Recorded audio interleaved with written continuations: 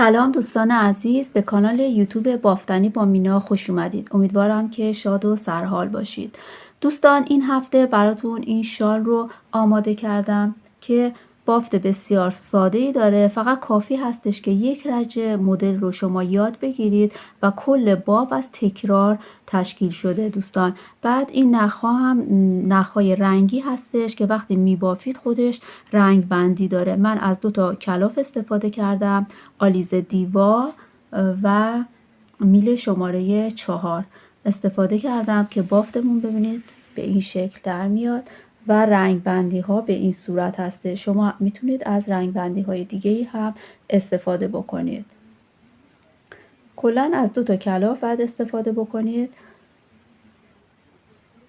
امیدوارم که از بافت این شال خوشتون بیاد و ببافید و لذت ببرید دوستان.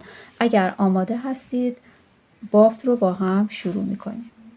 برای بافت این شال من از 2 تا کلاف استفاده کردم که یکی از کلافام کلاف‌های رنگی هستش و یکی از کلاف‌ها کلاف‌های ساده هستش. این کلاف رنگی ببینید آلیز دیوا باتیک گفته میشه و شماره رنگش هم 4574 هست. و یکی دیگه از رنگی که استفاده کردم این هم آلیز دیوا هست و رنگ سفید و شماره رنگش 450 هست. برای بافت این شال بلند به 2 تا کلاف احتیاج دارید که تا آخر اینها بافته میشه. یه توضیحی که بدم، بعد از اینکه شالتون رو بافتید باید حتما اتو بخار بدید. ببینید که در پایان ویدیو من براتون طریقه اتو کردنش رو توضیح میدم. این قسمت ها رو من اتو کردم. ببینید وقتی اتو میشه لخت میشه، به این صورت هستش. قسمت بالا رو ببینید هنوز اتو نکردم، اتو نشدهش به این صورت هست. من الان پهنای کار رو براتون اندازه میگیرم.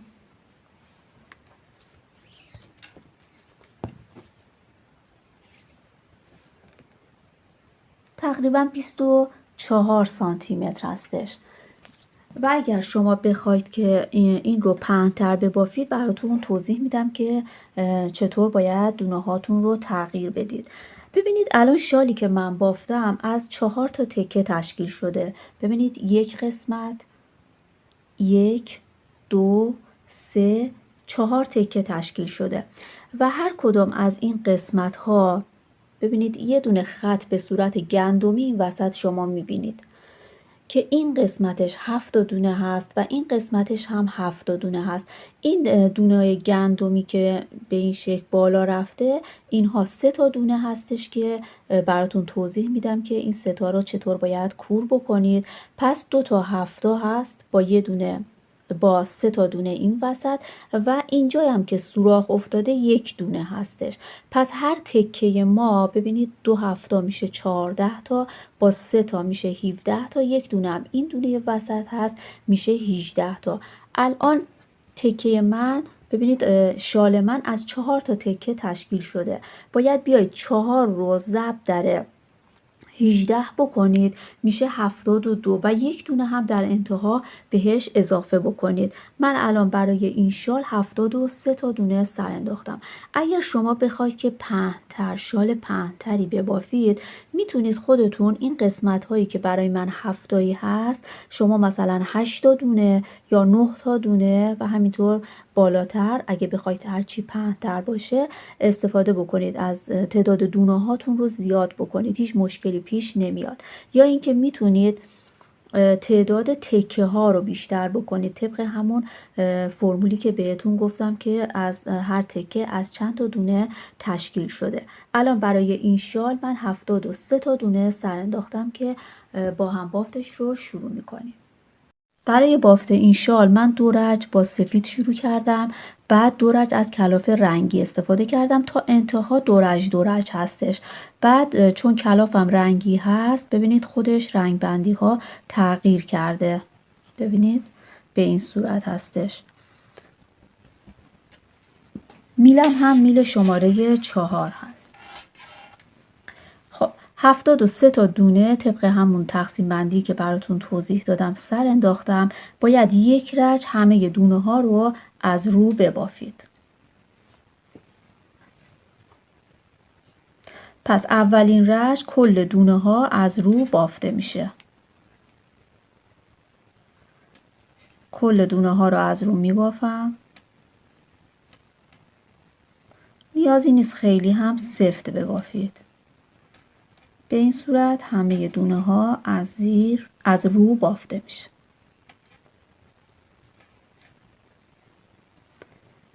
من این رج رو تا انتها از رو میبافم. من با این رنگ سر انداختم و یک رج از رو بافتم. در واقع دو رج من الان با این رنگ کامل هستش و باید رنگ بعدی رو که سفید هست اضافه بکنم. برای اضافه کردن نخ رو به این صورت بذارید و در انتها این رو به این گره بزنید. خب ببینید اولین دونه رو از زیر ببافید. اولین دونه رو از زیر ببافید و بعد دونه بعدی رو ببینید این قسمت گندمی رو ببینید این قسمت گندمی رو به این صورت بگیرید و از زیر ببافید. در واقع اینجا یک دونه الان اضافه کردم و بعد از اینکه اضافه کردید اینو نشمارید، 7 دونه بشمارید. 1 2 3 4 5 6 7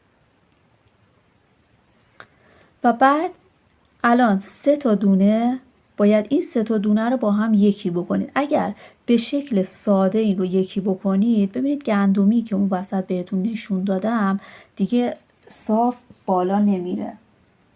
این قسمت رو میگم، ببینید این قسمت، این گندمی که اینجا هستش باید یه تکنیکی رو انجام بدید که به این صورت بالا بره.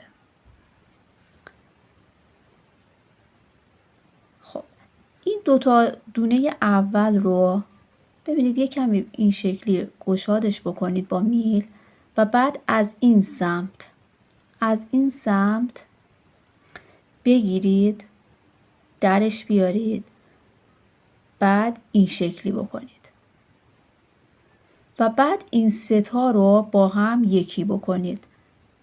این کم و زیاد کردنهایی که انجام میدیم باعث میشه که در انتها ما همون 73 تا دونمون رو داشته باشیم. ببینید به این شکل گندمی در میاد و بعد از این 7 دونه دوباره باید اینجا ببافم. 2 تا 3 تا 4 تا 5 تا 6 تا 7 تا. ببینید الان این قسمت هستیم. 7 تا که بافتید این دونه رو ببینید در نظر بگیرید، یه پر این گندمی رو اینطوری بگیرید و بعد از زیر ببافید. بعد خود دونه رو ببافید، بعد یک پرم از گندمی این سمت باید بگیرید. ببینید یه بار دیگه بهتون نشون میدم، میلتون رو اینطوری بکنید، بعد این رو هم از زیر ببافید. دوباره 7 دونه 1 2 3 4 5 6 7. الان دوباره رسیدیم به این 7 رو الان بافتیم. رسیدیم به این 3 تا دونه وسط که باید کور بکنیم. همون تکنیک رو پیاده میکنیم. این دوتا رو یکم اینطوری بکشید. من این رو بردارم. ببینید این دوتا رو اینطوری یکم گشادش بکنید. میل رو از این سمت وارد کنید بدون اینکه ببافید و بعد دوباره این دوتا دونه رو بندازید روی میل. حالا 3 تا رو با هم یکی بکنید. این کاری که انجام میدیم باعث میشه که گندمیمون به اون شکل بالا بره. ببینید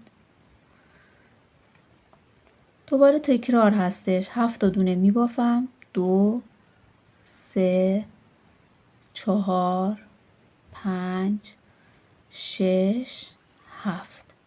الان باید دونه اینجا زیاد کنیم. این گندمی رو در نظر بگیرید. یه پر این سمتش رو باید بگیرید، دونه زیاد بکنید، یه دونه هم این سمتش رو.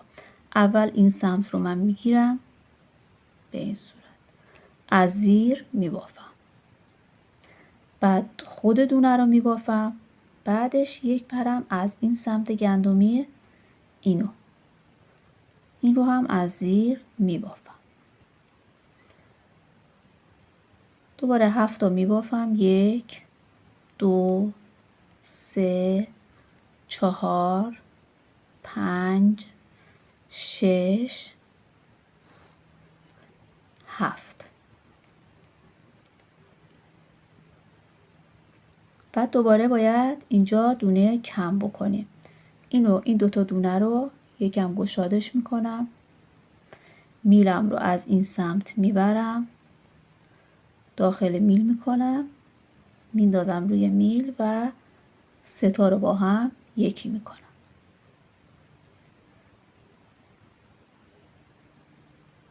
دوباره 7 تا میبافم. 1 2 3 4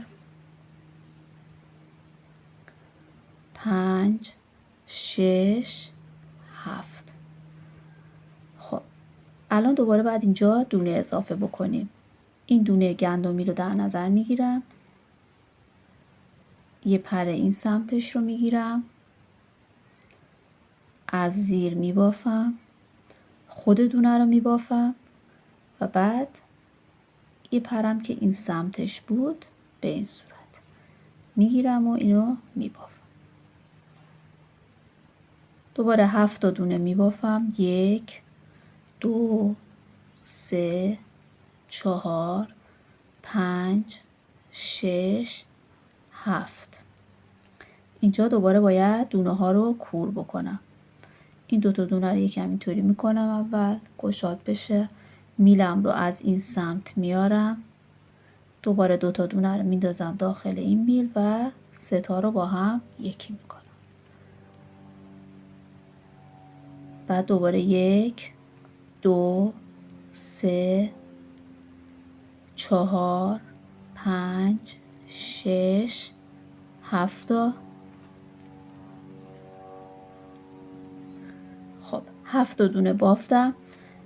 مثل همین قسمت اول که دونه اضافه کردیم باید دونه اضافه بکنیم. این بار از این سمت دونه رو، یه پر گندمی رو میگیرم و از زیر میبافم. دونه آخرم که به صورت حاشیه است از زیر بافته میشه. کلا برای بافت این شال باید شما این رج رو یاد بگیرید و تکرار هستش. رج پشت کار همه دونه ها از رو بافته میشه. دونه اول رو هم ببافید. به این صورت همه دونه ها رو میبافم از رو. ببینید به این صورت. با اون کم و زیاد کردنهایی که انجام دادیم در واقع دونه های ما هیچ تغییری نکرد. الان همون 73 تا دونه هستش. فقط باعث میشه که بافتمون به صورت زیگزاگ در بیاد. این رج رو همه رو از رو میبافم. بعد از اینکه 2 رج رنگ سفید رو بافتم، نوبت میرسه که رنگم رو عوض کنم. ببینید الان رسیدم به این قسمت.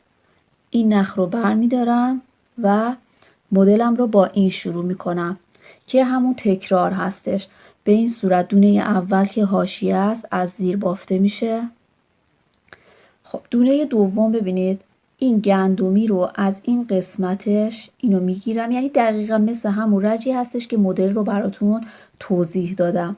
این رو میگیرم از زیر میبافم و بعد این دونه رو میبافم. از اینجا این دوتا رو حساب نمی کنم، از اینجا 7 تا دونه باید ببافم.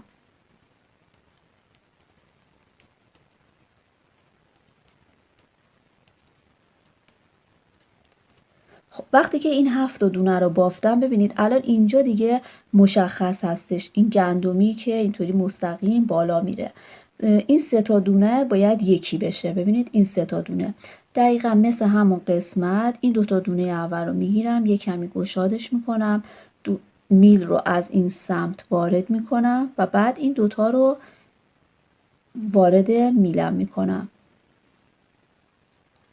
به این صورت. حالا این سه تا رو با هم یکی میکنم.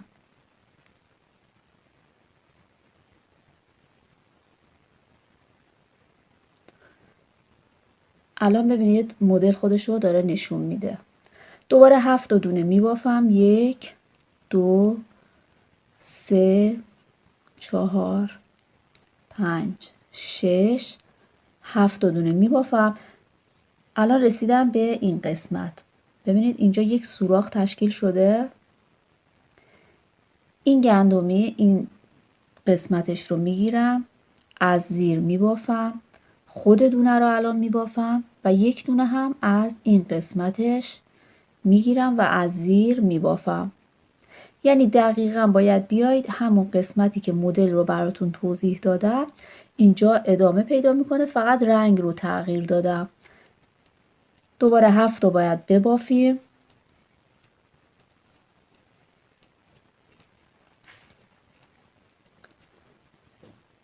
خب دوباره رسیدم به این قسمت گندمی که باید سه تا رو یکی بکنم. این دوتا رو یکمی گشادش میکنم، میل رو از این سمت وارد میکنم، بعد به این شکل وارد این میل میکنم، سه تا رو یکی میکنم. الان ببینید بافت ما به این شکل در اومده و خودش رو داره نشون میده. به همین صورت باید بافت رو ادامه بدید. رج بعد رو باید از رو ببافید. دوباره میرسیم به رنگ سفید. رنگ سفید رو دوباره باید مدل رو بزنید و ببافید به همین صورت. یعنی کل شال ما از تکرار یک رج هستش. الان ببینید این قسمت ها رو، این نخها طوری هستش که وقتی که میبافیم ببینید خودش رنگ بندی داره، تغییر پیدا کرده. الان این قسمت که با سفید اینجاها کرم رنگ هستش و این دو رج های سفید هستش به این شکل در اومده. حالا شما میتونید از رنگ های دیگه استفاده بکنید و حتی میتونید مثلا 3 رج از این سفید ببافید، 3 رج از کلاف رنگیتون ببافید دیگه، اون رو خودتون سلیقه‌ای هستش. یا میتونید مثلا 15 سانتش رو با یک رنگ ببافید و بعد رنگ بندی ها رو شروع بکنید. وقتی که بافتتون به انتها رسید باید این رو کور بکنید دوستان. کور کردنش هم روشش ساده هستش، باید دوتا یکی بکنید. فقط نباید خیلی سفت کور بکنید چون وقتی که اتو میکنیم باید جا داشته باشه که باز بشه. به همین صورت این رو دوتا یکی میکنید.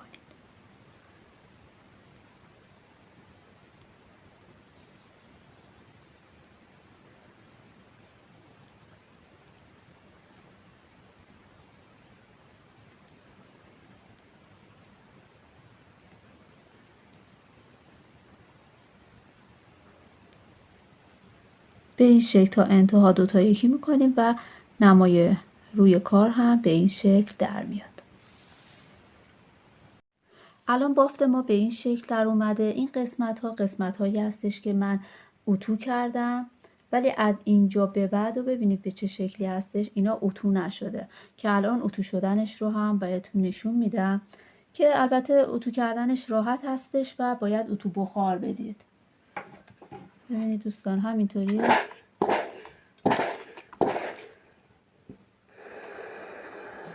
من از همین قسمت پایین کار شروع میکنم و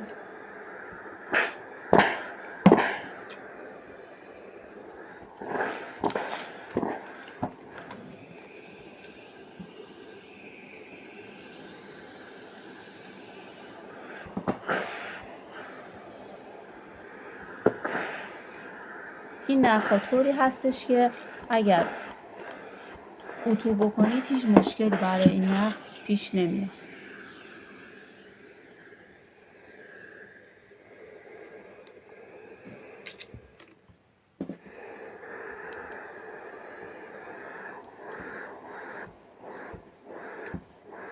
همه قسمت ها رو باید به این شکل اتو بکنید.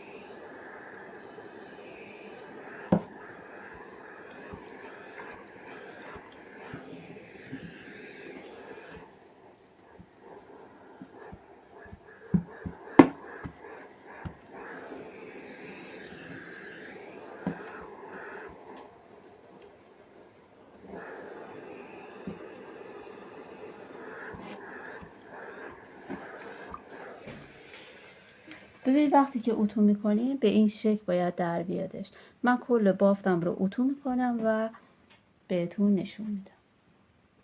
کل بافت رو من همونطوری که براتون توضیح دادم اتو کردم و بافتمون به این شکل در اومده. فقط یه نکته‌ای که باید دقت بکنید دوستان، حواستون باشه که این قسمت ابتدایی و انتهایی رو اصلا سفت نبافید. وقتی که سفت ببافید میخواید اتو بکنید دیگه جا نیست که باز بشه، بعد این جمع وای میسته. اینو فقط باید دقت بکنید. امیدوارم که از این بافت خوشتون بیاد و شما هم ببافید و دوستان لذت ببرید. اگر دوست داشتید عضو کانال بشید و من رو همراهی کنید. ممنون از همه شما. امیدوارم که شاد و سلامت باشید. خدا نگهدار.